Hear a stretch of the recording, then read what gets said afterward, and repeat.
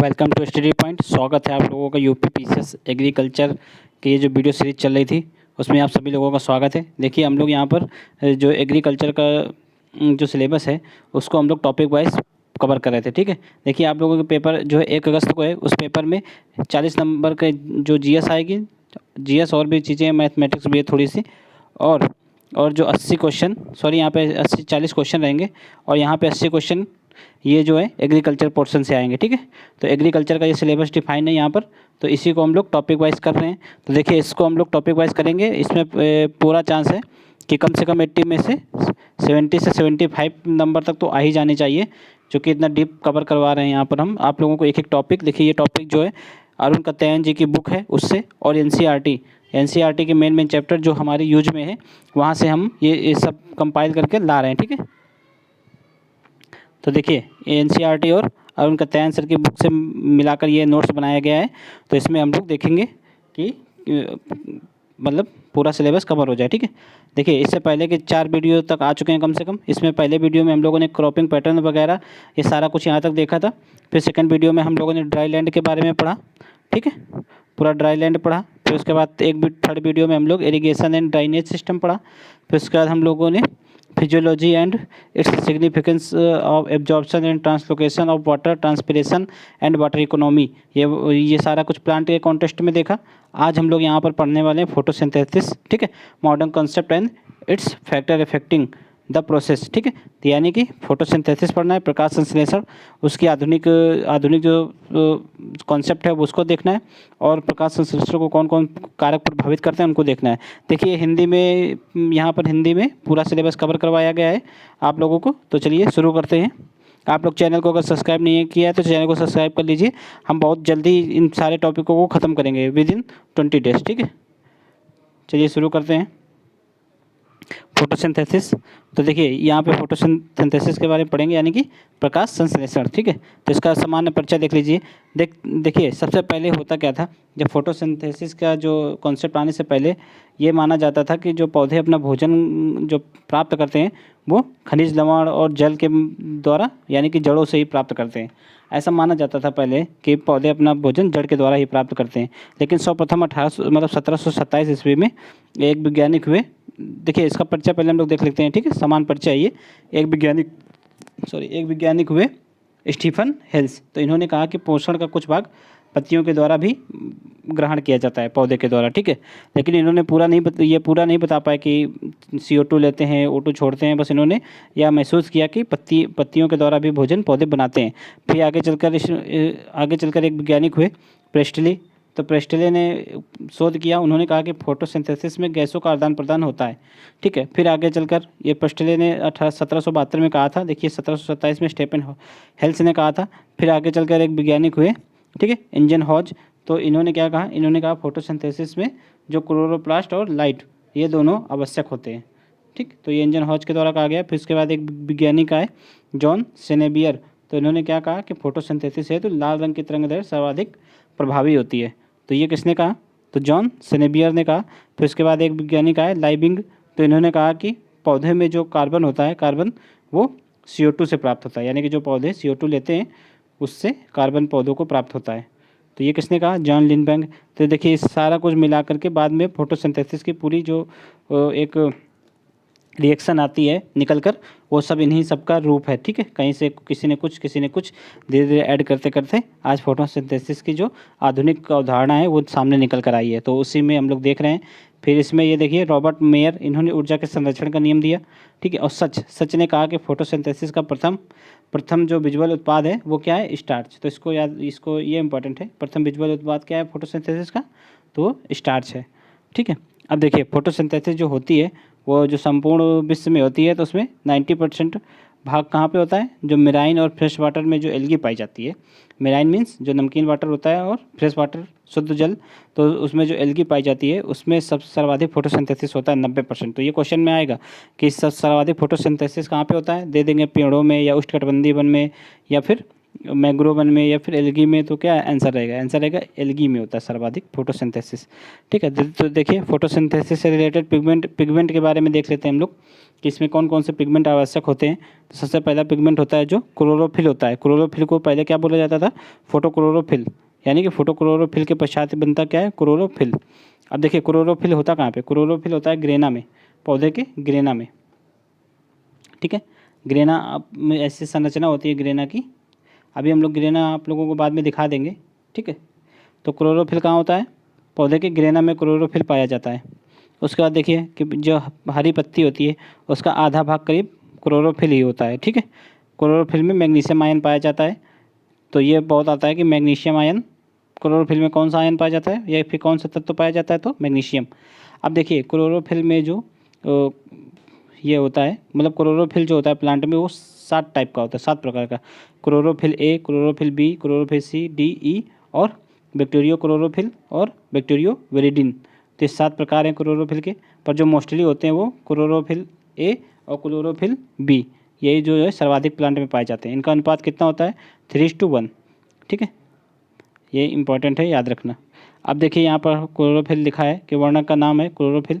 कितना भाग पाया जाता है प्लांट में? तो ये कितना? आधा पाया, मतलब 2 भाग होता है क्लोरोफिल। तो और ये हरा हरा वर्णक होता है। वर्णक मीन्स हरा हरा कलर होता है। क्लोरोफिल बी ये कैसा होता है? ये संपूर्ण भाग का टू-थर्ड होता है, ये भी हरा होता है। कैरोटीन ये संपूर्ण भाग का 1/6 होता है, ये पीला वर्णक होता है। और जेंथोफिल ये 1000 भाग में का 1 भाग का 1/3 होता है। ये कैसा होता है जेंथोफिल? ये भी पीला वर्णक होता है। अब देखिए क्लोरोफिल ए, क्लोरोफिल में बी में थोड़ा सा अंतर लिखा है यहाँ पर, उसको देख लेते हैं कि क्लोरोफिल ए जो होता है वो ब्लू ग्रीन माइक्रो कैटालाइन ठोस होता है। ठीक है, यह एक ब्लू ग्रीन माइक्रो कैटालाइन ठोस होता है। और यह क्या होता है? ये माइक्रो कैटालाइन सॉलिड होता है। ये भी सॉलिड मीन्स ठोस ही होता है, पर ये ग्रीन ब्लैक माइक्रो क्रिस्टलाइन ठोस होता है। ठीक है, ये ग्रीन ब्लू है, ये ग्रीन ब्लैक है। ठीक है, क्लोरोफिल बी। अब देखिए क्लोरोफिल ए का जो एम्पिरिकल फार्मूला है वो C55H72O5 और N4Mg होता है। और इसका क्या होता है? बी का C55H70O6 और N4Mg। तो यानी कि इससे क्या निकल गया है? इससे वाटर निकल गया है। ठीक है, तो यहाँ पर 2 कम हो गया हाइड्रोजन का और ऑक्सीजन का 1। ठीक है, अब बढ़ते नेक्स्ट है कि यह इथाइल अल्कोहल इत्यादि में नीला हरा घोल बनाता है। यह क्या बनाता है? तो यह नीला या पीला हरा घोल बनाता है। ठीक है, ये नीला हरा या पीला हरा घोल बनाता है। नेक्स्ट है इसमें कार्बन नंबर 3 पर जो CH3 समूह होता है, मिथाइल ग्रुप होता है, वो कार्बन नंबर 3 पर जुड़ा होता है। इसमें जो मिथाइल ग्रुप के बदले क्या होता है? ये एल्डिहाइड ग्रुप जुड़ा होता है। ठीक है, तो ये ज़्यादा इंपॉर्टेंट नहीं है। क्लोरोफिल ए, क्लोरोफिल 2 इतना अंदर से नहीं आएगा। बढ़ते नेक्स्ट देखिए, नेक्स्ट पिगमेंट है कैरोटीनॉइड पिगमेंट। तो देखिए कैरोटीनॉइड जो पिगमेंट होते हैं वो 2 तरह के होते हैं, एक होते हैं कैरोटीन, दूसरा जेंथोफिल। देखिए गाजर में ये प्रचुर मात्रा में पाया जाता है। यही कारण है कि गाजर का रंग भी नारंगी होता है। और गाजर में क्या पाया जाता है? तो कैरोटीन। और जेंथोफिल कहाँ पाया जाता है? मक्के में पीला रंग का जो कारण होता है वो जेंथोफिल होता है। ठीक है, हल्दी में भी जो पीला रंग का कारण होता है वो भी क्या होता है? जेंथोफिल। इसको कैरोटीनॉल भी बोलते हैं, कैरोटीनॉल।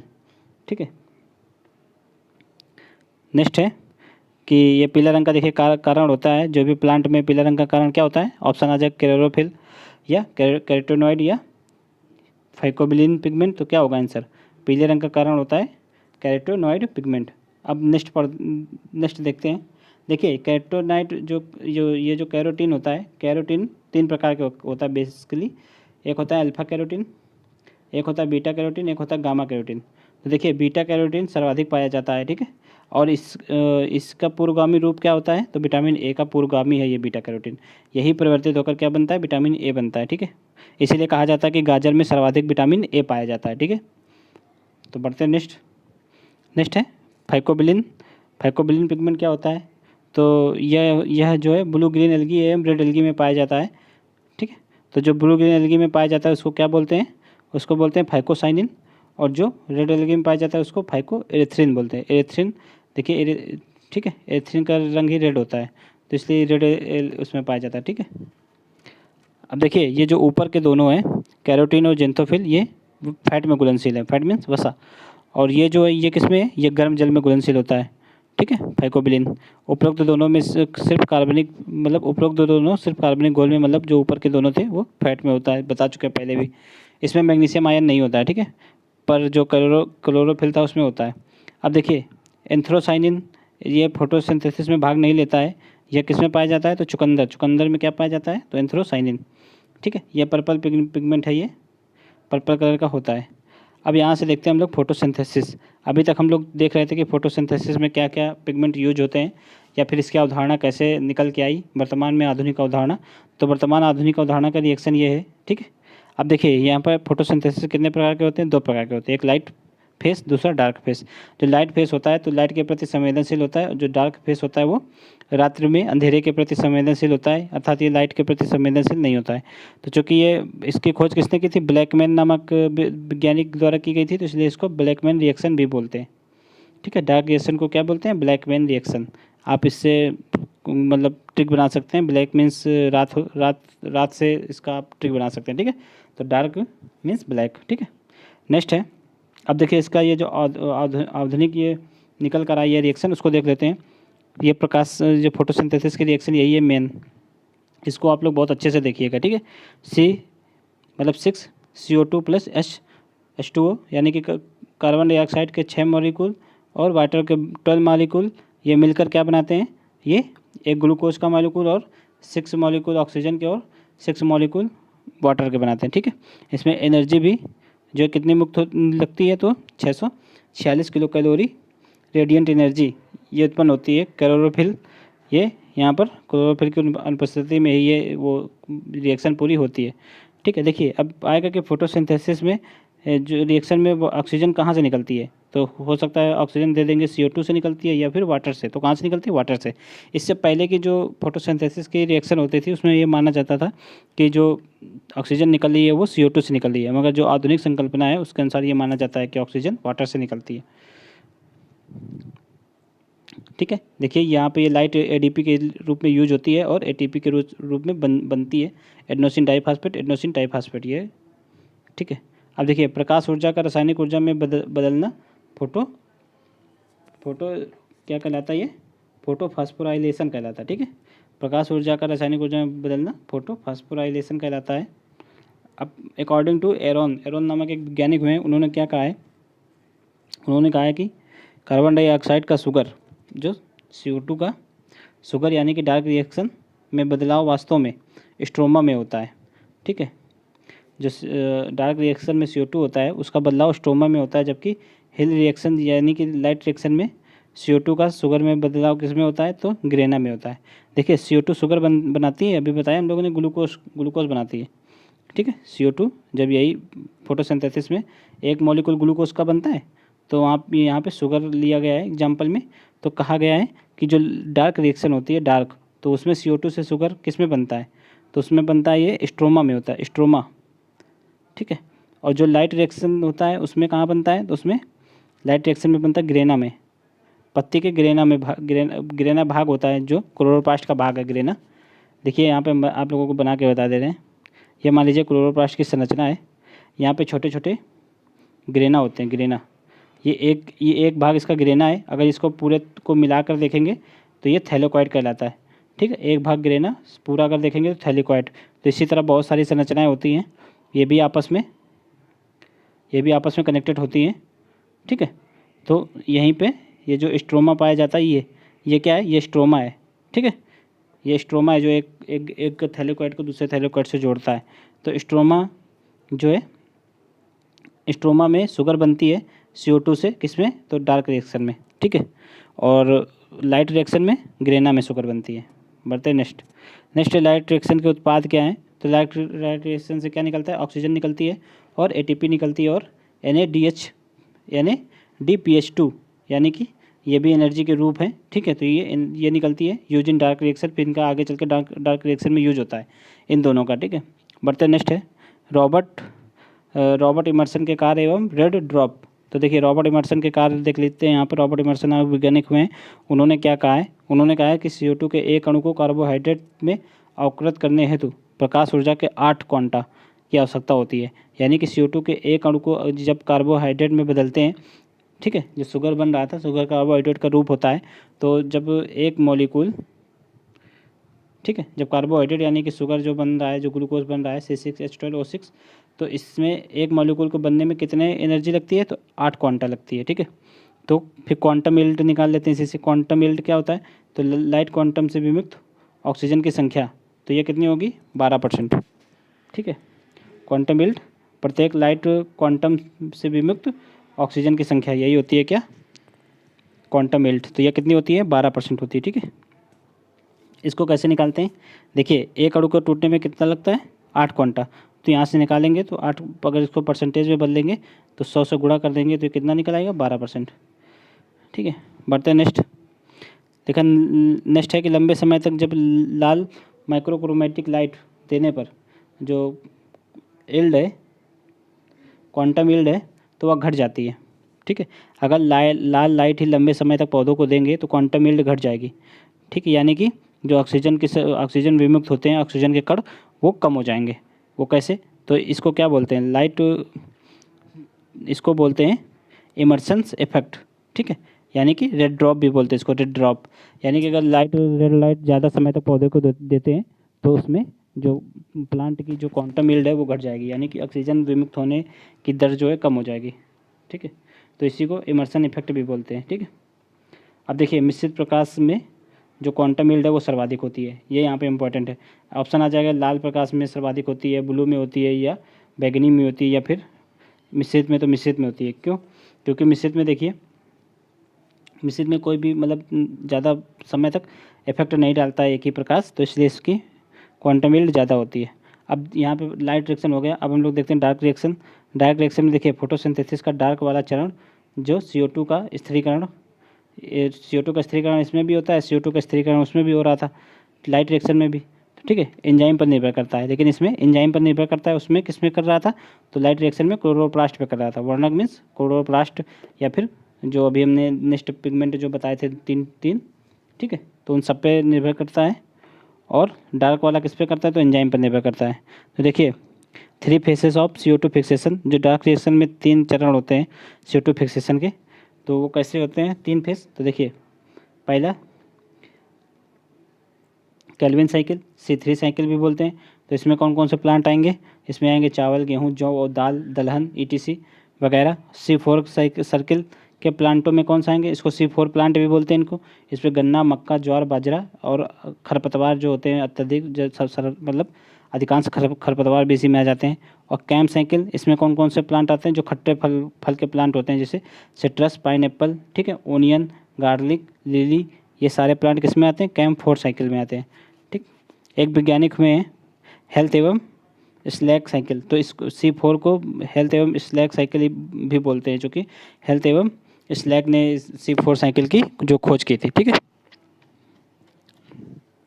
H एवं स्लैक लिखा है। ठीक है, बढ़ते हैं नेक्स्ट।